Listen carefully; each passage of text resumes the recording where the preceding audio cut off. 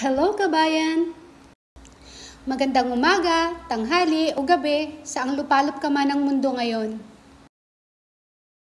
Kabayan, ito ang ating recipe ngayon. Burrata cheese, broccoli, jalapeno salad. Come on, let's do it!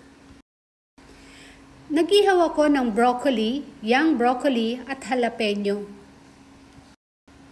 Pagkaihaw, lagyan ng olive oil, salt, and pepper. Kunin ang burrata cheese at ilagay sa serving plate. At saka i-plating ang broccoli at ang jalapeno. Bahala ka na kabayan kung paano mo ilalagay sa plato. Basta ang maganda, mahalaga, is yung kaaya-aya sa mata ng tao para ganahan kumain. Ayan, nailagay na natin lahat. Ang broccoli at ang jalapeno.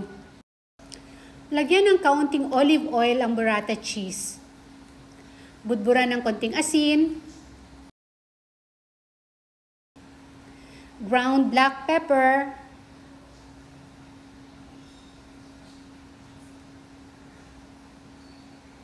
Mas masarap kung maraming ground black pepper.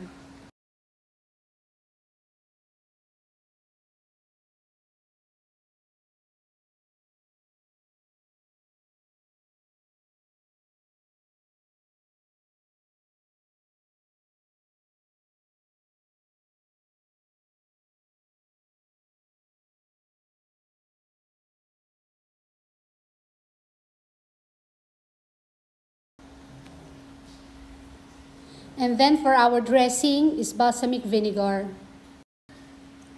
Medyo malapot ang balsamic vinegar, kaya mapapaganda natin ang gusto ang ating salad. Yung medyo gaganahan naman ng mga kakain.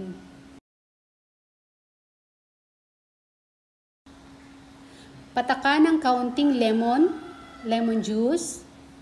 Konti lang, kasi ang balsamic is maasim na. Ayan kabayan, kumpleto na ang ating salad. Sana mag-enjoy ang mga kakain, no?